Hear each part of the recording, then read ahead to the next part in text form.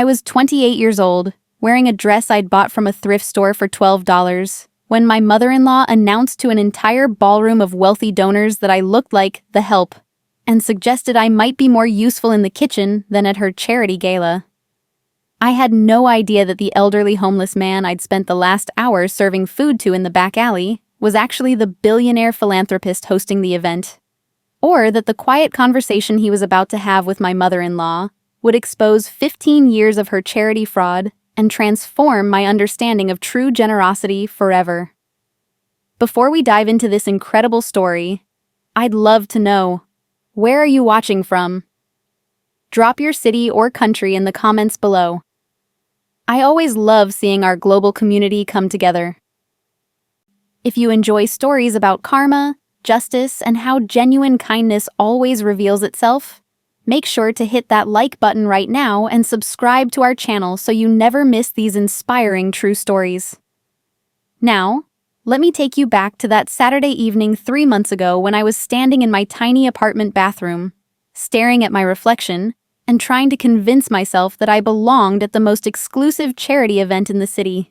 The dress wasn't much to look at. I'll admit that now, just as I admitted it to myself then. It was a simple navy blue cocktail dress with 3/4 sleeves and a modest neckline, the kind of thing that wouldn't stand out in any particular way. The fabric was good quality though, probably why someone had donated it in the first place. And it fit me perfectly after I'd spent an evening taking in the waist and hemming the length. I'd paired it with my grandmother's pearl earrings, the only valuable jewelry I owned, and black heels I'd resoled twice because I couldn't afford to replace them. My husband Marcus had told me I looked beautiful when I emerged from the bathroom, his eyes soft with the kind of love that made me believe him, but I could see the worry lines around his mouth. He knew what tonight would be like. He always knew. Marcus and I had been married for 3 years, together for 5, and in that entire time I had never quite measured up to his mother's expectations. Patricia Thornton was old money, the kind of wealth that came with a hyphenated last name and a family tree that allegedly traced back to some minor European nobility. She lived in a mansion in the historic district, sat on the boards of half a dozen charities, and had very specific ideas about the kind of woman her only son should have married. I was not that woman. I'd grown up in a working-class neighborhood where my father drove a delivery truck, and my mother cleaned houses to help pay for my college education. I'd met Marcus at the community center where I volunteered teaching art classes to kids, and he'd fallen in love with me despite his mother's immediate and vocal disapproval. The charity gala was Patricia's biggest event of the year, a glittering affair that raised money for the city's homeless population. She'd been running it for 15 years, and it had become the social event of the season among the wealthy elite. Attendance was by invitation only, and the guest list read like a who's who of business leaders, politicians, and old money families. This would be my 3rd time attending, and each previous year had been an exercise in quiet humiliation. Patricia had a gift for subtle cruelty, the kind that left no obvious marks but made you feel small nonetheless. She would introduce me to her friends with a tight smile and a tone that suggested she was doing me an enormous favor by acknowledging my existence. She would comment on my appearance with compliments that were actually criticisms. She would find ways to exclude me from conversations or seat me at the furthest table from the main action. But this year felt different somehow, heavier with unspoken tension. Marcus had been distant for weeks, caught between his loyalty to me and his complicated relationship with his mother. I'd overheard a phone conversation where Patricia had apparently suggested that my presence at the gala might be embarrassing, given that I still worked as a social worker at a nonprofit, making barely $30,000 a year. Marcus had defended me, his voice rising in a way that was unusual for him, but I'd heard the exhaustion in his tone. He was tired of fighting this battle, tired of being caught in the middle, and I couldn't blame him for that. I worked at New Hope Community Services, a small nonprofit that provided support services to homeless individuals and families.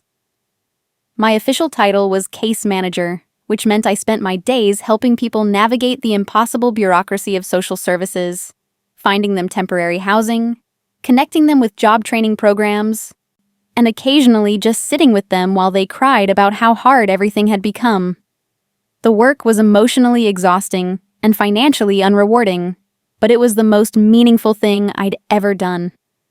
I'd taken the job right after getting my master's degree in social work, turning down higher-paying positions at larger organizations because I believed in New Hope's grassroots approach and genuine commitment to treating every person with dignity. My grandmother had raised me after my parents died in a car accident when I was 12. She'd been a woman of simple means, but infinite compassion, the kind of person who always had an extra plate at dinner for whoever might need it. She'd volunteered at soup kitchens, donated what little she could to local shelters, and taught me that every person deserved to be seen and valued regardless of their circumstances. When she passed away during my sophomore year of college, she'd left me her pearl earrings and a handwritten note that said, "True wealth is measured in the lives you touch, not the money you accumulate." I'd carried those words with me ever since, even as they seemed to put me increasingly at odds with the world Marcus's mother inhabited. The gala was being held at the Grand Regency Hotel, a historic building downtown with soaring ceilings, crystal chandeliers, and the kind of old-world elegance that made you feel like you'd stepped back in time. Marcus and I arrived exactly on time, which I knew from experience was actually 15 minutes too early by Patricia's social standards. The fashionably late crowd wouldn't begin arriving for another half hour, which meant we'd have to endure that awkward period of sparse attendance where every entrance was noticed and evaluated. Patricia was holding court near the entrance, resplendent in a silver gown that probably cost more than I made in 6 months. Her hair was perfectly styled, her jewelry was tasteful and expensive, and her smile was warm and welcoming right up until the moment she saw me. I watched her eyes travel from my face, down to my dress, and back up again, and something cold flickered across her features before she smoothed it away behind her practiced social mask. "Marcus, darling," she said, kissing the air beside his cheeks. "So glad you could make it. And Emma." She turned to me with a smile that didn't reach her eyes. "How resourceful of you to find something to wear." The comment landed like a small stone in still water, creating ripples of implication. Several of Patricia's friends who were standing nearby turned to look, their gazes assessing my dress with the kind of casual cruelty that wealthy women sometimes wielded like a weapon. I felt my cheeks flush but kept my expression neutral, years of practice helping me maintain composure under her subtle attacks. "Thank you for inviting us, Patricia," I said quietly, refusing to take the bait. "The venue looks beautiful." "Well, we do try to maintain certain standards," she replied, her tone suggesting that not everyone present was succeeding in that effort. "Marcus, why don't you come with me? There are several potential investors I'd like you to meet. Emma, perhaps you'd be more comfortable." She paused, her eyes scanning the room as if searching for an appropriate place to deposit me. "Perhaps you'd be more comfortable at one of the back tables. I believe we seated you with some of the volunteers." The dismissal was clear, and Marcus's jaw tightened with frustration. "Mother, Emma is my wife.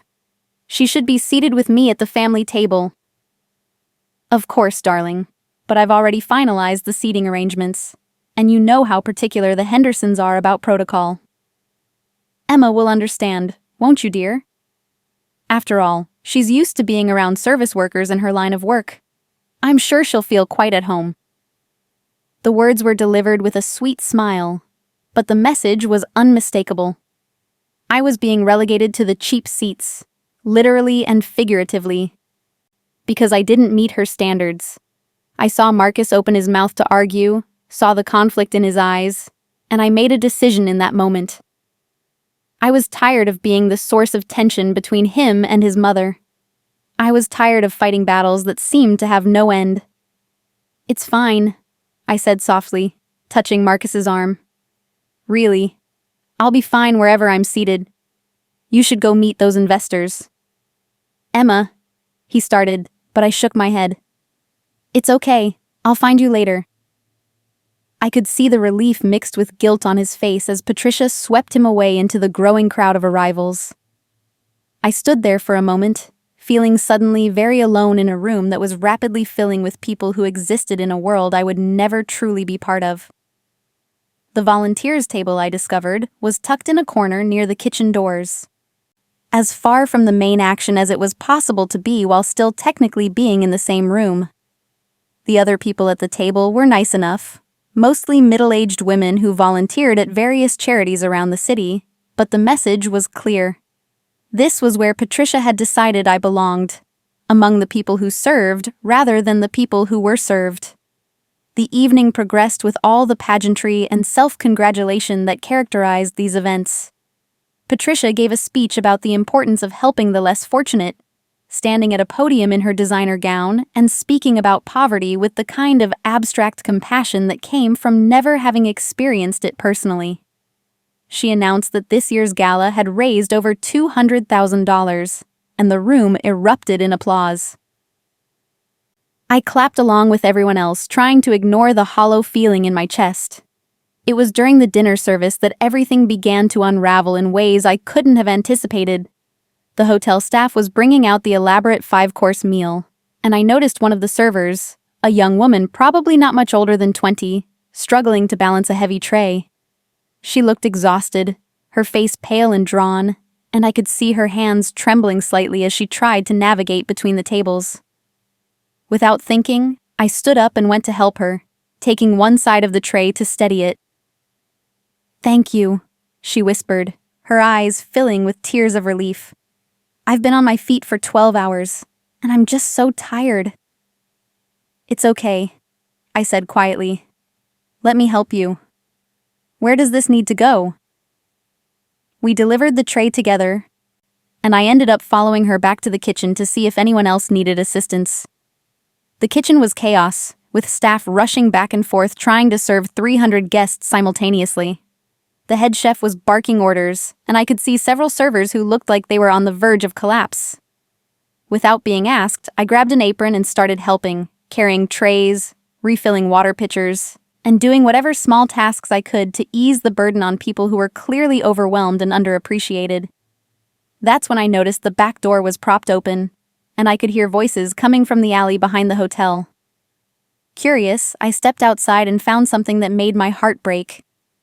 There were approximately 15 to 20 homeless individuals gathered in the alley, drawn by the smell of food and the knowledge that there was a charity event happening inside.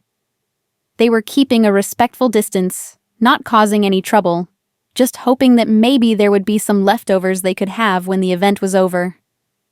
The contrast was staggering and painful. Inside, wealthy donors were eating 5-course meals and congratulating themselves on their generosity. Outside, the actual people they were supposedly helping were waiting in the cold for scraps.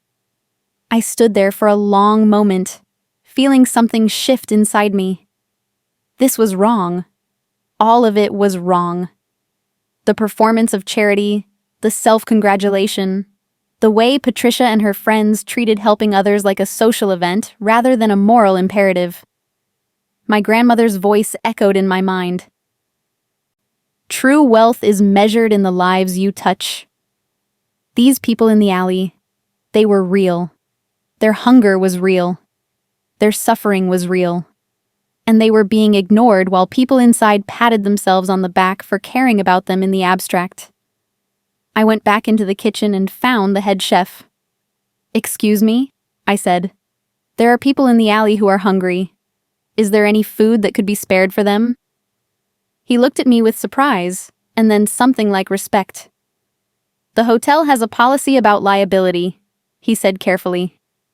"But if someone were to take food out there on their own initiative, as a private citizen rather than as hotel staff, well, that would be their personal choice."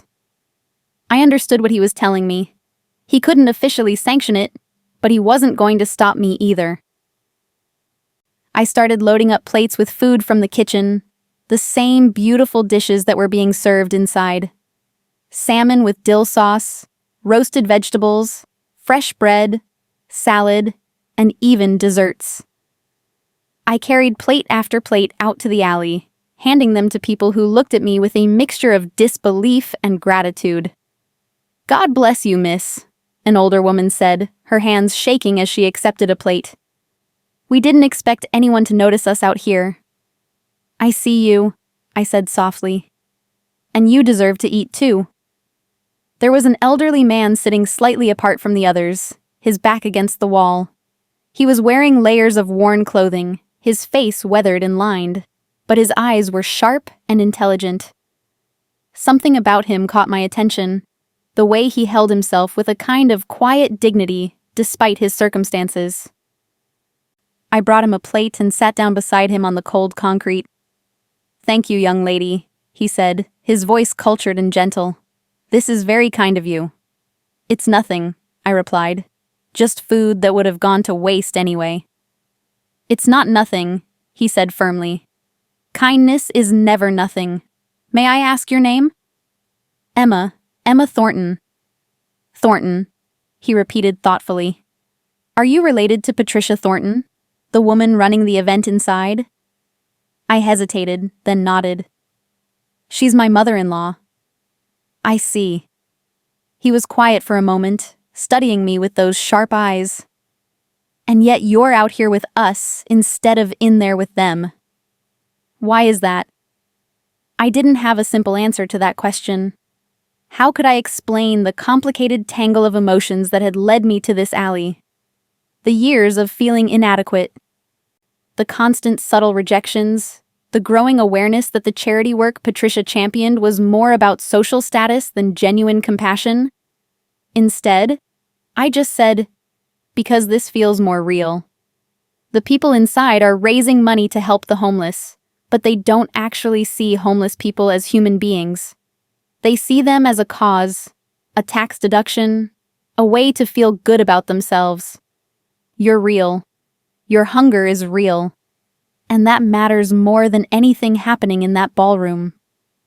The old man smiled, and it transformed his entire face.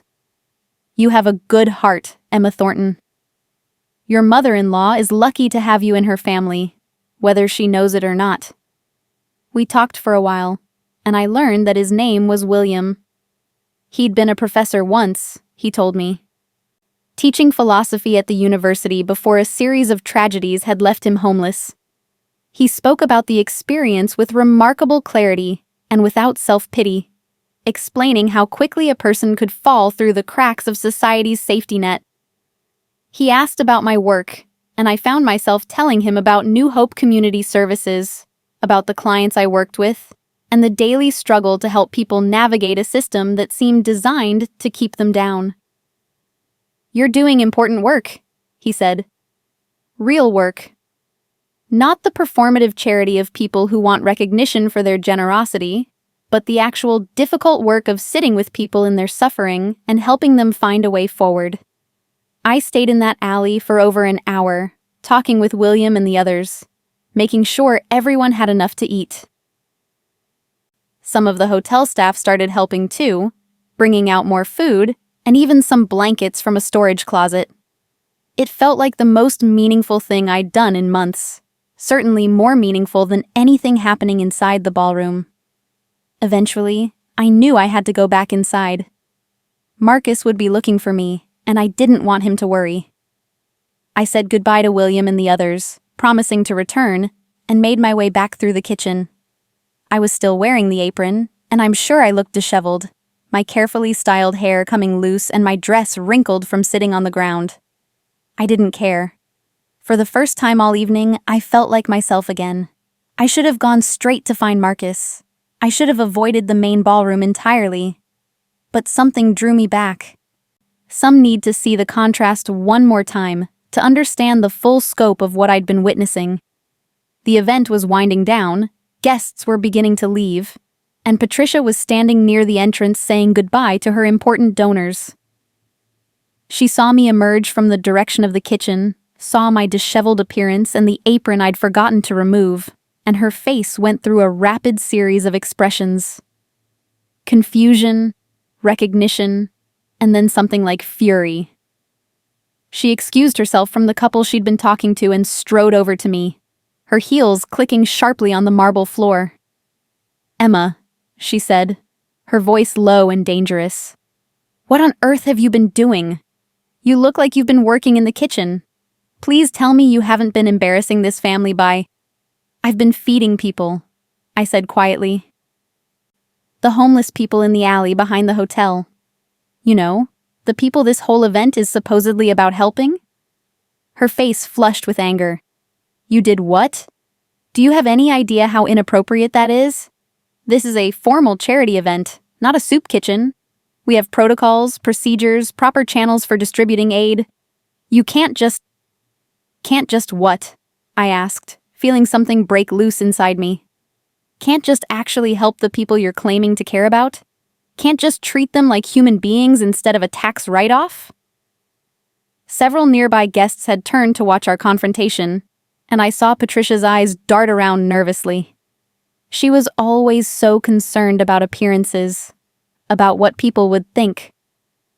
"We will discuss this later," she hissed. "In private. Right now, you need to go home and—" "Mrs. Thornton." The voice came from behind me, cultured and commanding. I turned to see William standing there, but he looked completely different. He was still wearing the same worn clothing, but he'd cleaned his face and hands, and something about his bearing had changed. He stood with the confidence of someone used to being in charge, and his eyes were sharp with intelligence and purpose. "I believe we need to have a conversation." Patricia's face went pale. Actually pale, the color draining from her cheeks as if someone had opened a valve. "Mr. Harrison?" she stammered. "I didn't realize you were here. I didn't expect—" "Clearly," William said dryly. "You didn't expect me to actually attend the event I've been funding for the past 15 years. You didn't expect me to see how my donations are really being used. And you certainly didn't expect me to spend the evening sitting in an alley with the people you're supposedly helping, learning some very interesting things about how this charity actually operates." The silence that fell over the nearby area was absolute. People were staring now, openly curious about what was happening. Patricia looked like she might faint, her carefully composed social mask cracking to reveal genuine panic underneath. "I don't understand," I said quietly, looking between them. "Who are you?" William turned to me with a gentle smile. "My name is William Harrison. I'm the founder and primary benefactor of the Harrison Foundation, which has been funding this charity gala and many of Mrs. Thornton's other charitable initiatives for the past 15 years. I'm also, as your mother-in-law is now realizing, the homeless man you spent the last hour feeding and talking to in the alley." My mind was reeling, trying to process what he was saying. This elderly homeless man was actually a billionaire philanthropist. But why would he— "I do this every year," William continued, as if reading my thoughts. "I disguise myself as homeless and spend time with the people my foundation is supposed to be helping. It's the only way to really understand if our money is making a difference, if the organizations we fund are actually doing the work they claim to be doing. And this year, thanks to your kindness and honesty, Emma, I've learned some very disturbing things about how Mrs. Thornton has been managing the funds entrusted to her." Patricia made a small sound, almost like a whimper. "Mr. Harrison, please." "I can explain—" "I'm sure you can," he said, his voice hardening. "I'm sure you can explain why only 30% of the money raised tonight will actually go to helping the homeless. I'm sure you can explain the inflated administrative costs, the payments to your husband's consulting firm, the luxury hotel suites charged to the charity's account. I'm sure you can explain why the people you're supposedly helping are sitting in an alley hoping for scraps while you and your friends eat 5-course meals and congratulate yourselves on your generosity." The words fell like hammer blows, and I watched Patricia's face crumble. Around us, the remaining guests were frozen, watching the spectacle unfold. I saw Marcus pushing through the crowd, his face confused and concerned. "What's going on?" he asked, looking between his mother and me and this man he didn't recognize. "Your mother," William said calmly, has been embezzling from the charity she runs. Not in any crude or obvious way, but through a sophisticated network of inflated expenses, unnecessary administrative costs, and payments to companies owned by family members. Over the past 15 years, approximately $12 million that should have gone to helping the homeless has instead been diverted to support your family's lifestyle. That's not true, Patricia said desperately. Marcus, you have to believe me. This is all a misunderstanding. The accounting is complex, and Mr. Harrison doesn't understand. I understand perfectly, William said coldly. I've been documenting everything for years, waiting for the right moment to act. I have forensic accountants who have been quietly auditing your books. I have testimony from actual homeless individuals about how little help they've received from your programs. I have evidence of fraud that will stand up in any court of law. The only question now is whether we handle this publicly or privately. Patricia was crying now, mascara running down her cheeks, her perfect composure completely shattered. Please, she whispered. Please don't do this. The scandal will destroy us. Marcus's career, the family name, everything we've built.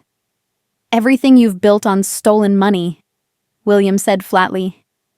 He turned to Marcus, who looked like he'd been hit by a truck. Your mother has been using charity funds to maintain her lifestyle for years. The mansion, the cars, the country club membership, the designer clothes, all of it paid for with money that was supposed to help people who have nothing. And your wife, Emma, is the only person in this entire family who seems to understand what real charity actually means. Marcus looked at me, his eyes full of questions and confusion, and something that might have been shame. Emma, I didn't know. I swear I didn't know. I believe you, I said softly. Because I did. Marcus might have been blind to his mother's faults, but he wasn't dishonest. He'd been as much a victim of Patricia's deception as anyone. William turned back to Patricia. Here's what's going to happen. You're going to resign from every charitable board you sit on, effective immediately. You're going to return every penny you've stolen, which means selling the mansion, the cars, and anything else necessary to make restitution. You're going to issue a public apology and explanation. And if you do all of that, I won't press criminal charges. But if you refuse, if you try to fight this or deny what you've done, I will make sure that every detail of your fraud becomes public knowledge. Do you understand? Patricia nodded, unable to speak. She looked smaller somehow, diminished. All her social power and pretension stripped away to reveal the frightened, greedy person underneath. As for you, Emma, William said, turning to me with a warm smile, I'd like to offer you a job. The Harrison Foundation needs someone to oversee our homeless outreach programs, someone who actually understands and cares about the people we're trying to help. The position comes with a salary of $150,000 a year, full benefits, and complete authority over how the foundation's money is spent on homeless services. You'd be working directly with the communities you already serve, but with resources that could actually make a difference. I stared at him, unable to process what he was saying. A few hours ago, I'd been sitting in a corner table being treated like I didn't matter. Now I was being offered a job that would not only change my financial situation, but would give me the power to actually help people on a scale I'd never imagined possible. I don't understand, I said weakly. Why me? Because you're the only person in this entire ballroom who saw me as a human being instead of a problem to be solved, or a cause to be championed, William said simply. You sat with me in an alley and talked to me like I mattered. You fed me not because it would look good, or because someone was watching, but because it was the right thing to do. That's the kind of person I want running my homeless programs. That's the kind of person who can actually make a difference. The rest of the evening passed in a blur. Patricia left the hotel in tears, her perfect social event ending in public humiliation and exposure. Marcus stayed with me, holding my hand, apologizing over and over for his mother's behavior and his own blindness. William invited us to his office the following Monday to discuss the details of my new position and to begin the process of restructuring the foundation's charitable giving.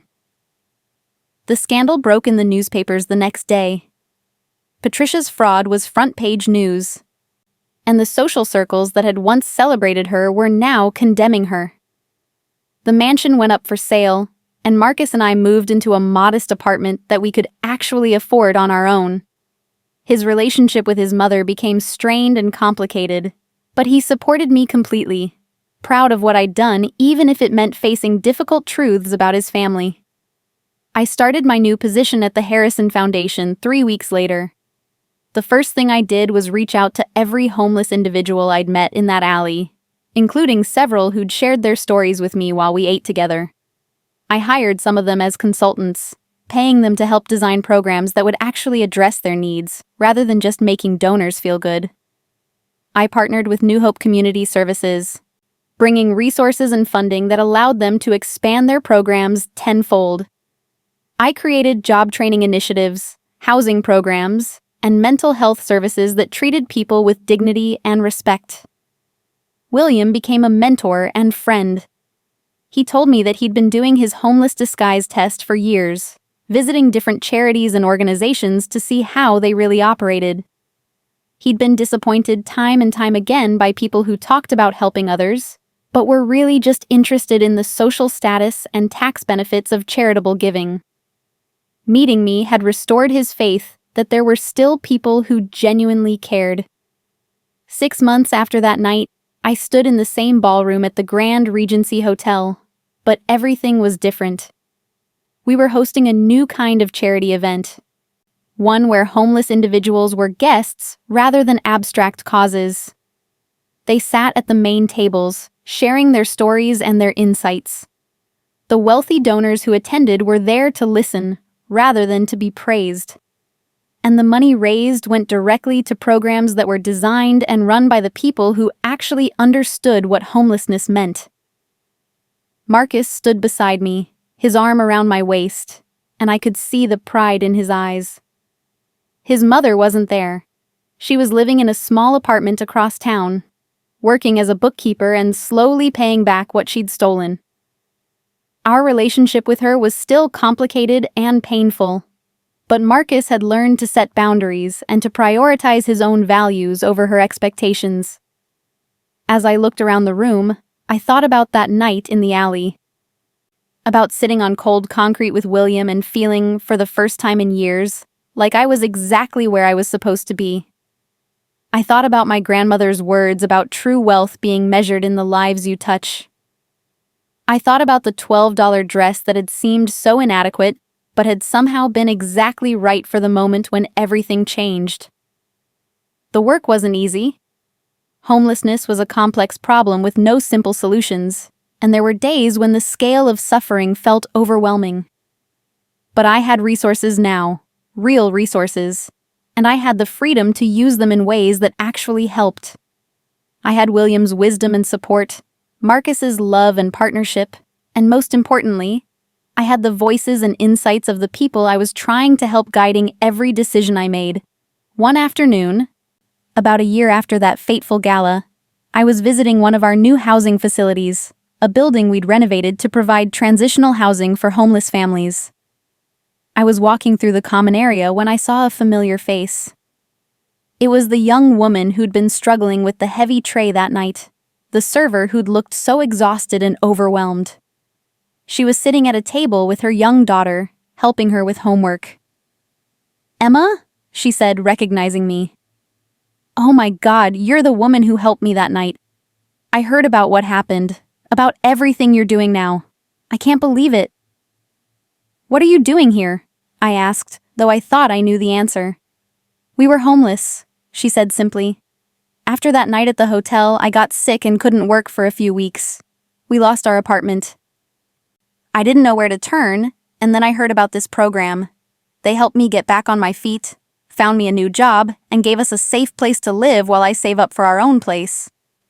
You saved my life that night, even though you didn't know it. You saved both our lives. I sat down with them, fighting back tears, and listened as she told me her story. It was one of hundreds of stories I would hear over the coming years, each one unique but all sharing the common thread of people who'd been invisible suddenly being seen, people who'd been dismissed suddenly being valued, people who'd been forgotten suddenly being remembered. The Foundation's work expanded beyond just homeless services. We created programs for at-risk youth, for people struggling with addiction, for families facing eviction. We partnered with other organizations that shared our values of dignity and respect. We trained other philanthropists in how to give effectively, how to listen to the communities they wanted to help rather than imposing their own ideas of what help should look like. William eventually retired and handed over leadership of the foundation to me.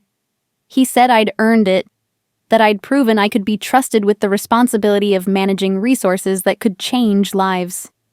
He attended every major event we held, always sitting in the back and watching with satisfaction as the organization he'd built continued to grow and evolve. Marcus thrived in ways I hadn't expected. Freed from his mother's expectations and the pressure to maintain a certain social status, he discovered his own passion for social justice work. He left his corporate law job and joined a nonprofit legal aid organization, using his skills to help people who couldn't afford representation. We became true partners, united not just by love, but by shared values and a common purpose. As for Patricia, her story became a cautionary tale in philanthropic circles. She'd been so focused on the appearance of charity, on the social status and recognition that came with being seen as generous, that she'd lost sight of the actual purpose of helping others. Her fall from grace was complete and public, but in some ways, it was also necessary. It exposed a truth that many people in wealthy charitable circles didn't want to acknowledge. That performative charity done for recognition and tax benefits rather than genuine compassion, was not only ineffective, but actively harmful. I often thought about that night, about the moment I'd chosen to walk out that back door and see the people waiting in the alley. It would have been so easy to stay inside, to accept my place at the volunteers' table, to swallow my discomfort, and play the role Patricia had assigned me. But something in me had refused to accept that version of charity, that version of helping that was really about making the helpers feel good rather than actually addressing suffering. The $12 dress still hung in my closet. I kept it as a reminder of who I'd been that night and who I'd become since.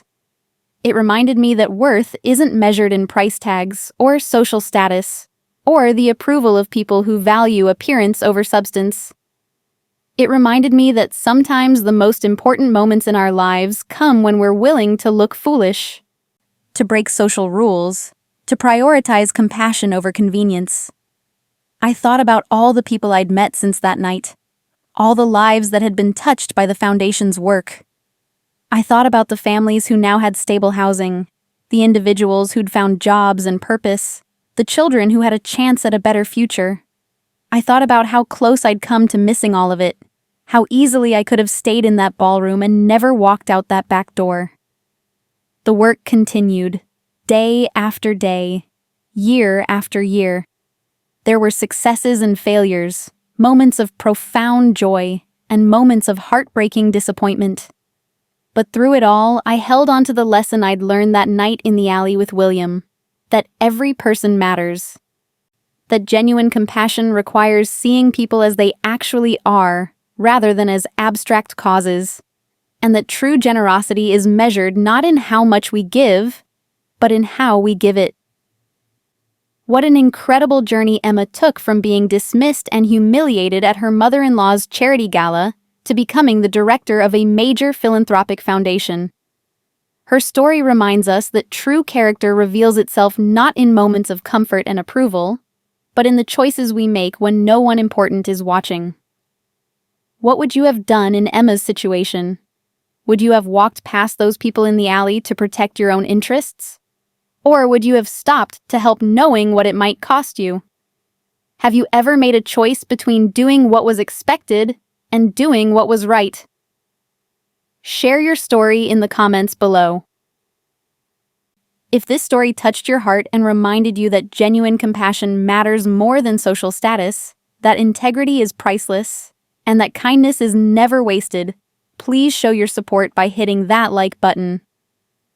Don't forget to subscribe to our channel and click the notification bell so you never miss our inspiring stories about real people whose courage and compassion changed their lives. Thank you so much for watching, and I'll see you in the next story.